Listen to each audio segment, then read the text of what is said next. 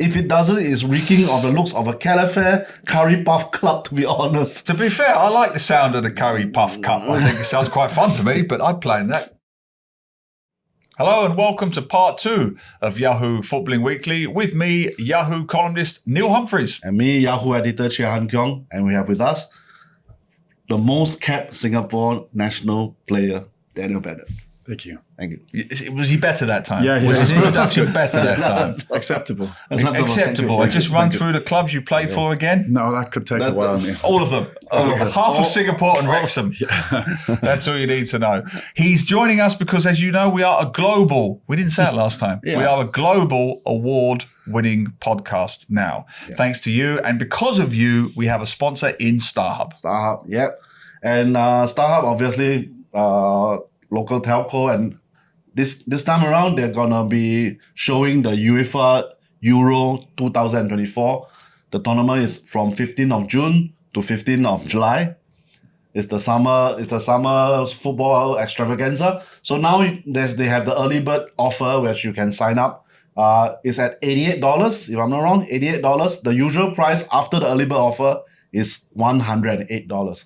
So if you want to see the Euro 2024, I got France, got England. Look, basically, Germany. If you want to see England choke again, yes. Sign up. Sign up to this is the website to sign up. We'll sign up to StarHub, and then you can get your 1 month of football in June. Brilliant. And that's not all. There we go. Look at this. Here we go. This is our own prize giveaway. Thanks to our friends at AIA Singapore. I was there a few weeks ago at the Tottenham Hotspur Stadium. I interviewed Son Heung-min, the AIA Singapore ambassador, and I watched him. Sign this jersey. Look, you can see it here. He signed it beautifully. I've got the wrong side. Yeah, correct. There it is. He signed it. He even wrote his name in Korean, number 7, and it could be yours. This is our contest giveaway. A signed Son Heung-min jersey. All you have to do is go to the Google Forms at this website. There's one question for you to answer. Question is, in 100 words or fewer, tell us why you are a fan of Son Heung-min. The best answer will get this jersey. There you go. Can't say any more than that. And I want to thank you as always, because week on week, record numbers of comments on all our platforms now, YouTube, Instagram, TikTok. Last week, I was going into my apartment and there were teenagers, poly students having their barbecue, Friday night barbecue. And some alcohol had been consumed with these lads. Naturally. And one of them said, "Hey, I love your podcast." And then he almost nearly fell over. He's told me like 5 times. Good this lad. story. That's the 6th time I've told that's him. the 6th time. There'll be 10 more times before the end of the week. So thank you as always, and keep the comments coming in. This week, lots about Shopee Cup and a bit about women's football. Where do you want to start? Well, we'll start with the Shopee Cup. I think that generated a lot of viewer comments about this new ASEAN Club Championship, which was just announced a couple of weeks ago. So this Shopee Cup is going to play throughout. It's going to be played throughout the season. It features 14 teams from the top teams in the region of Southeast Asia, and they're going to play for the inaugural Shopee Cup. So I mean, that generated a lot of comments. For example, from MD Ilham 5237.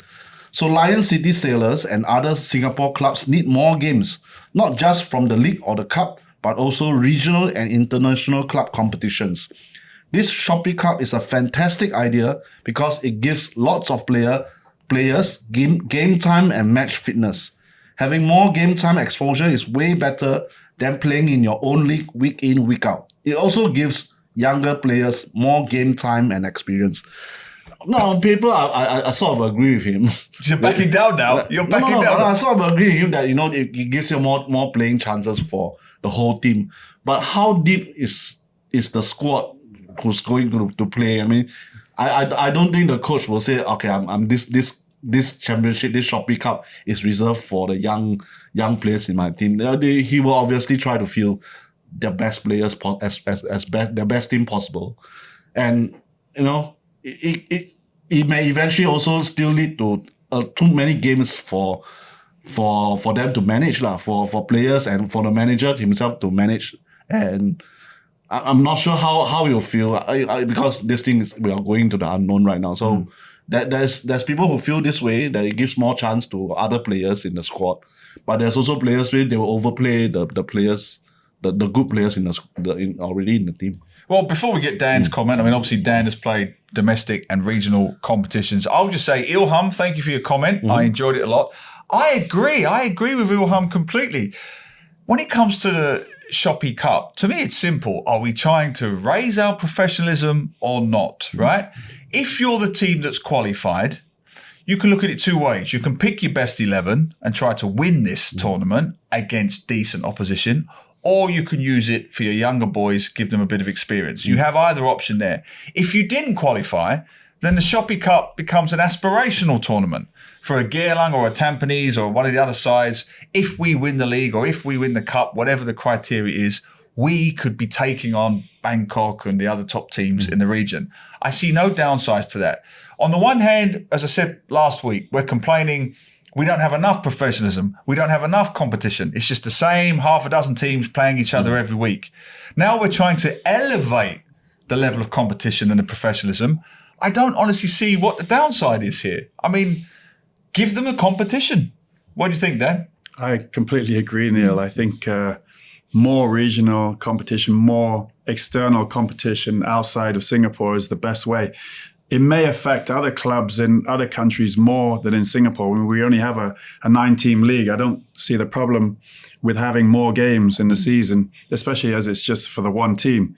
Obviously, it's a shame it is only one team from Singapore, and that team will also obviously qualify for the Champions League as well. So they will have more games, but it will be an aspiration for the other teams to take that spot. And hopefully in the future, if we increase the ranking, then perhaps we'll get another slot in that tournament. But it's not only a good chance for players to improve, but it's a good chance for us to expose our clubs to the rest of the region as well, and it has commercial value as well. And this is something which is very important to clubs at the moment, attracting investment, and perhaps we can get more people like our friend at Lion City Sailors to come on board and do what he's done for Singapore football, and then the sky's the limit. Mr. Lee, we're talking That's about. right, We yes. can't say his name. I mean, if you're watching Forest Lee, we're happy for you to sponsor the podcast as well. I mean, it's not a big issue for us, really. We'll take everybody. The Shopee podcast, no problem. And just one point I'll add about the Shopee Cup and the possibility of fatigue and logistics. Singapore is not even the size of Greater London. It's not like Tampines are going 2,000 kilometres to play Hougang, or Hougang going 1,000 kilometres and flying overnight to go. We don't do that. And this year's even worse because we've got even fewer stadiums. So there's even less travel domestically. If they were going 1,000 kilometres every other match, then I would understand it.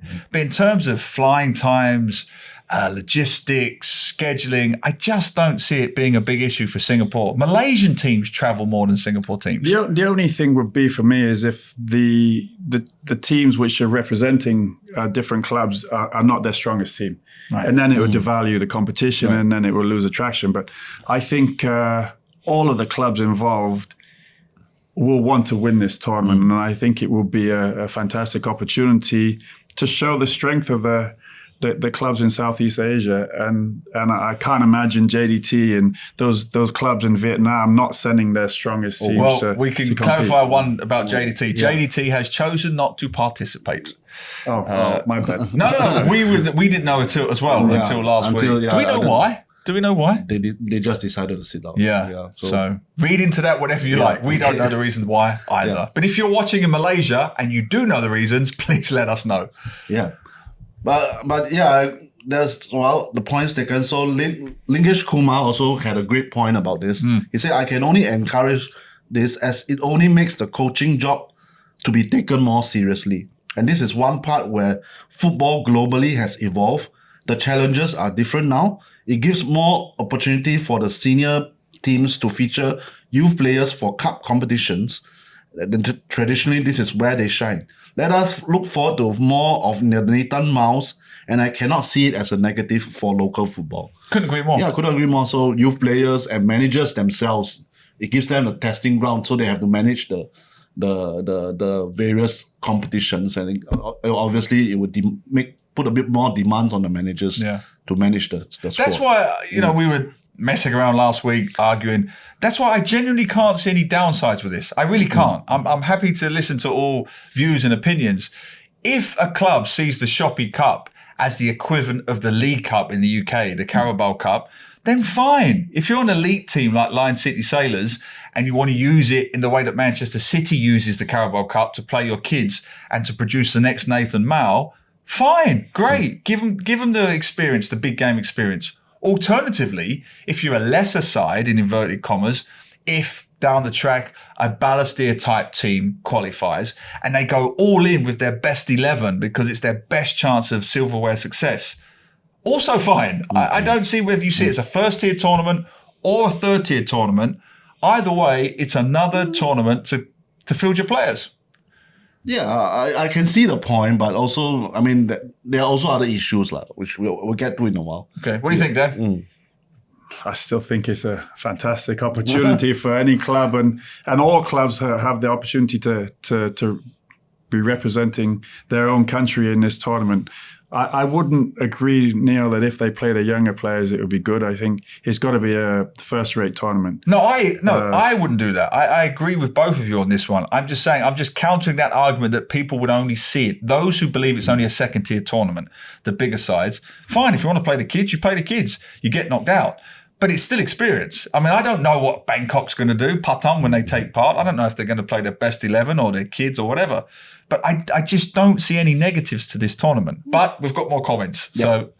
So the travelling bloke 2992 said, I think having a fourth cup is good.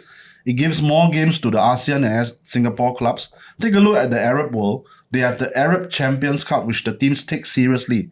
There is also no qualification of the AFC into the AFC Champions League matches and stuff. Just a $6 million prize for the winner. Yet the Arab nations all fight for it. Now, this brought a reply from Zenio29. He said, the Arab Champions Cup is more like a pre-season tournament that lasts just a month and a half. The Shopee Cup should be like the Asian Champions Cup. Do it more like a pre-season competition. Now, that one I do disagree with. You agree with that? I disagree with that. Oh, okay. Because I appreciate the comment. Thank you. I want to raise the credibility of tournaments, not lessen them. And I feel if it's a proper tournament, like the League Cup, to use that example in the UK, that's part of the season, I just think it elevates the credibility. If it's a pre-season tournament, it will be seen as a pre-season tournament and just won't have the same status as tournaments played during the season proper. That's all I think. To me, it's just a credibility thing. But I think the structure of the tournament is also important. It's not just a knockout, is it? It's a group matches. It's a group matches, then knockout. Knockouts. Which I think is perfect as well. So everybody gets a certain number of games, and then the top teams meet each other later on. I also disagree that it should be a pre-season tournament because it will be exactly that, where teams are just building up to the season and it will be taken as a second rate. This has got to be a top tournament, and I think this is what Shopee want, that it's going to be a top tournament in the region. I think years gone by, there was something there. I can't remember exactly what that was, but there was club regional games, and I hope this takes that to another level. And if it does, it could open the shop window, for example, for our players to travel abroad, but also to bring in the foreigners here, because obviously we have more spaces for foreigners in the Singapore League now, and it'd be good to have those top regional players coming and playing in our league again, like they did in the past. We used to have all those top ties in our league. Yeah. Open the shop window with the Shopee Cup. I see what you did there. I see what you did there. I didn't miss it. What else we got? Yep. So got one more from Wenlong82. Now, this was the most negative one I put out. I like it. Is it's this funny. Mickey Mouse Shopee Club officially recognized at AFC level? If it doesn't, it's reeking of the looks of a Calafare Curry Puff Club, to be honest. To be fair, I like the sound of the Curry Puff Cup. I think it sounds quite fun to me, but I'd play in that. For a start, JDT is not sending their team over. That's downhill for a start. So I think I think at the start of any tournament at the start, there's gonna have issues where it is in terms of the importance of people looking at importance. Obviously, everybody wants it to be one of the most important fixtures, but if the top teams like JDT give it a miss, which we don't know why give it a miss, and then this is gonna be a bit. People will be saying, what is this thing for? What is this competition where you can't even get a top Malaysian team to come? And another issue is that there's the reward for winning the tournament. It's not like, oh, you get a place in the Club World Cup. Then if that one, I'm totally for it, because it gives you an avenue into one of the biggest club competitions in the world. But this one doesn't. This one, they say, maybe we hope eventually we will get there, but right now we don't have. So there's this issue of how people will view this. The thing people are issuing this. We don't know whether it's a very important cup to have or not. You see, but that one, I'll be very blunt on this one, because with the Shopee Cup, I think it depends on the individual club status and perspective. If JDT, for whatever reason, and we still don't know, have chosen to sit out, I would say that's your loss. I'm happy for JDT fans to come back and disagree with that. I would say that was your loss. If you see yourself the Manchester City of the region and you've got bigger fish to fry, then good luck, But let's not be snobbish about it. Singapore is in no position, quite frankly, to act all very atas about this, right? We need the competition. We need the regional competition. And to use that League Cup analogy one more time, yes, to a Manchester City, not a big deal. But Swansea, I remember when Swansea won it in 2013. That's one of the biggest achievements in Swansea's history, winning the League Cup. So you can't be snobbish about it. It depends on the club's perspective. It might not be big enough for JDT, but for many, many clubs in the region, just the idea of winning a regional cup of any kind could really put them on the map. What do you think, Dad?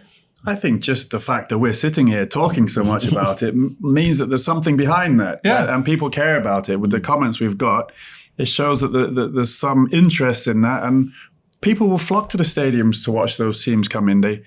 We have done with the Malaysian Cup when we had the Lions 12. So how's this different? We're supporting a Singapore team. Fans can come together from all different clubs and support our Singapore team in a regional league. And I think that's fantastic. Like you say, Neil, I don't see any negatives. I'd like to see clubs take it seriously. And if they do, it can only get stronger and bigger. But I think it needs to have a good kickstart. Otherwise, it could die very, very quickly. And all the best to the league. I think it's a fantastic addition to the season. Couldn't agree more. And Forrest Lee, what do you think? If you'd like to send your Shopee vouchers to... fans. If you'd like to send your comments about the Shopee Cup to... Yahoo Southeast Asia on YouTube, Yahoo SG, Yahoo_MY on Twitter, on X, and Yahoo SEA on TikTok. Twitter, X, it's all the same to me. All right, moving on from the Shopee Cup. Good story to not so good a story. We had lots of comments about pitch problems, infrastructure problems with the Deloitte Women's Premier League football competition. Yeah. A couple of weeks ago, we said that, they started the season in March playing at Choa Chu Kang Stadium. And the first weekend, because all the games are to be played at that stadium, the first weekend of matches, they were just playing on sand. They were playing on mud and sand. I saw the pictures. It was shocking. Shocking pictures that came out from the Straits Times report. And so a couple of weeks later, the Sports Singapore, who owns that pitch, say, okay, we'll do some quick repairs. At least we'll make it right. And then 1 week later, FAS announced that, okay, we're gonna split it into two venues for this season. ITE College East will be the other pitch that they'll use to play games together with Choa Chu Kang. I think they're trying to minimize the use of Choa Chu Kang in the case it gets cut up again. But all these issues that dog it, it's just negative stories that come out of the Women's Premier League this season compared to when they started, when Deloitte came in for sponsorship and the Women's Premier League started about 3 seasons ago. And we're all taking this is a good step. This is a great step for Singapore football. Unleash the Raw was also supportive of women's of developing women's football. So there was a lot of positivity during the first season. But now, second season, there were complaints that there wasn't enough proper dressing rooms. They were changing in corridors. They were changing in corridors. That issues has been solved, and now comes this pitch issues. It's like right at the start of the season. Right at the start of the season, when they could have repaired the pitch before the season starts. It's just a lot of bad vibes going on this women's Premier League right now, and it doesn't say a lot for Football Association of Singapore to, have this sort of basic infrastructure logistical problems on something which they should be supporting fully, since it's part of the Unleash the Raw project. Yeah, I agree with you 100%. I could not agree more. Dan, you know many of the facilities in Singapore. You've played on many of them. And as a coach of Active SG, you're well aware of the pitches we have across the country.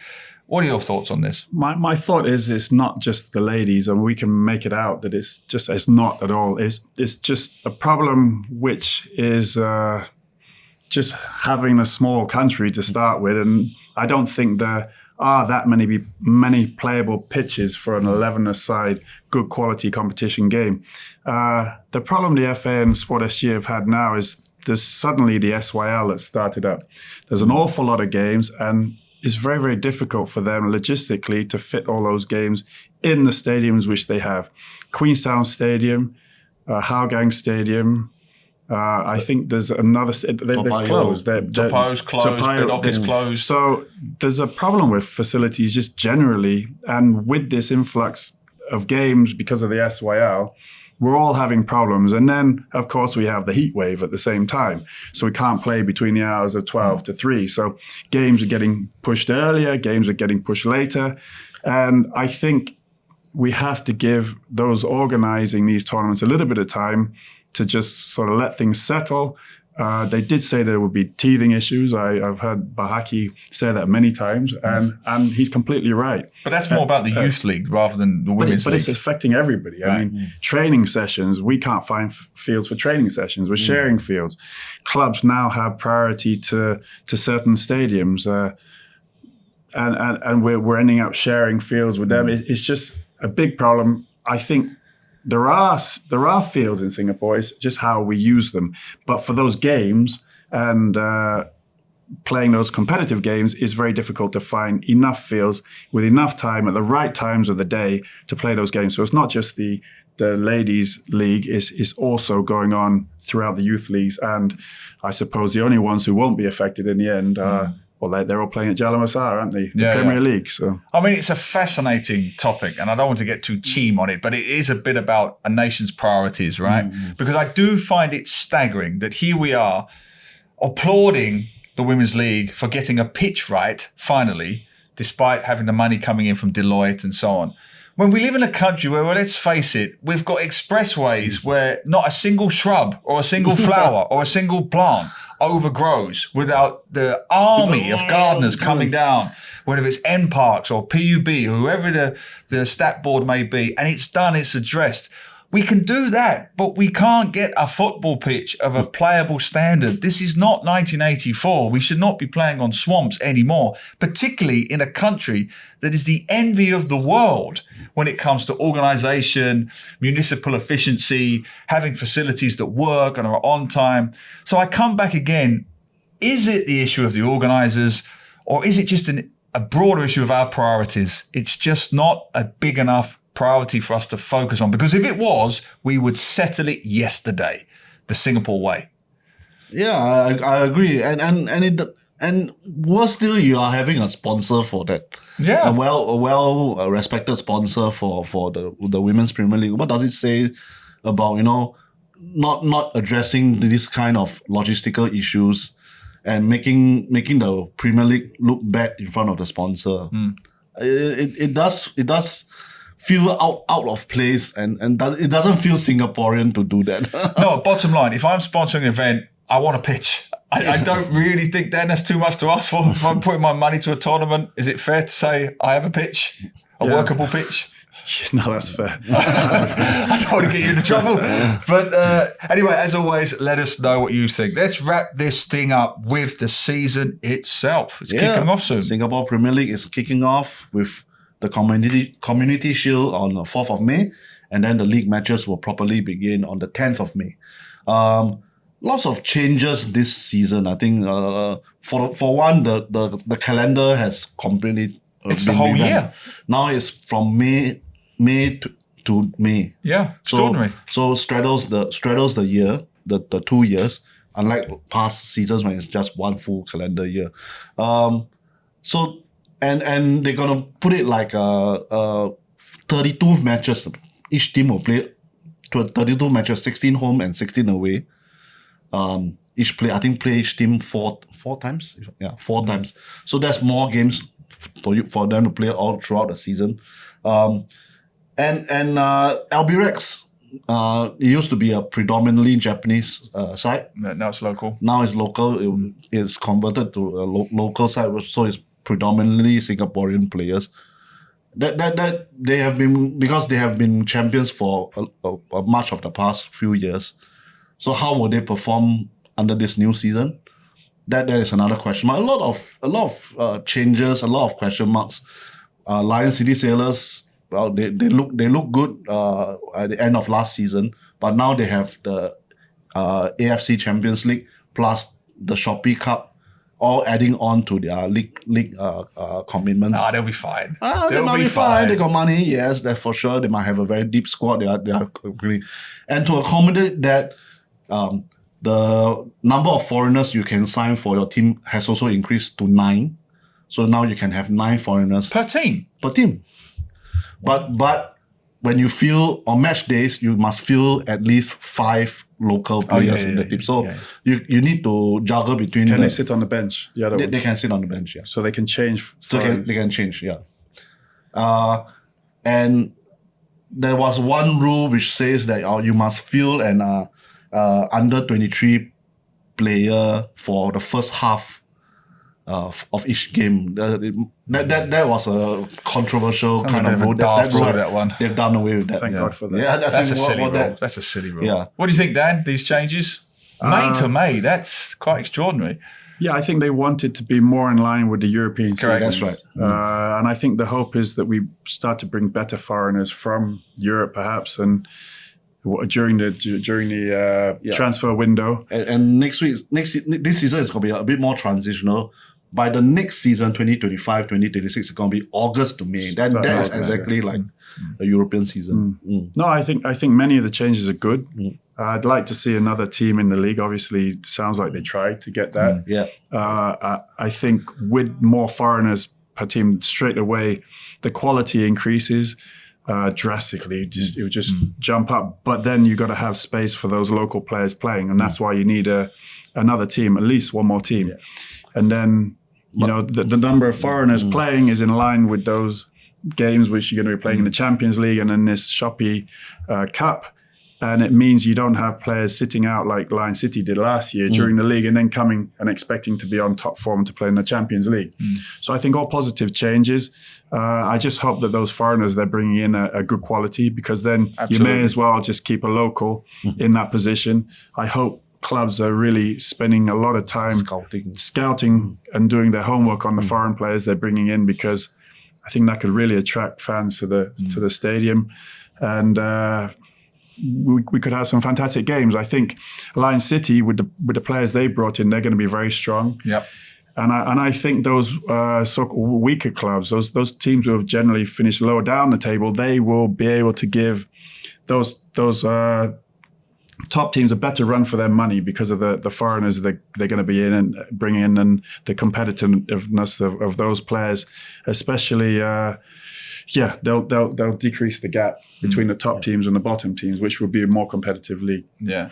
The only thing I would say briefly is I wish there were more teams playing at their stadiums. Yeah. So we need to get these stadiums renovated. Yeah, so this season, our Tampines Hub is going to be shut down for repairs.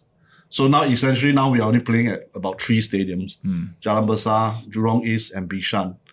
and Bandar Seri Begawan for DPMM. Hey. You forgot DPMM. They're still around. So their home games will be still at Bandar Seri Begawan. Yeah. So essentially about only four stadiums being shared among 9 teams. Yeah. I mean, I'll just say our Tampines Hub disappoints me a little bit because I've said for many, many years, I actually think in a practical reality for Singapore, the Al Tampines Hub was a real template for Singapore, a hybrid community hub. We can all be naive and say, oh, we'd have this great sparkling stadium. In Singapore, it'd be a white elephant. It has to be a community hub, which the Tampines Hub is. And the fact that it's closed, not great. So get it open as soon as you possibly can. Right.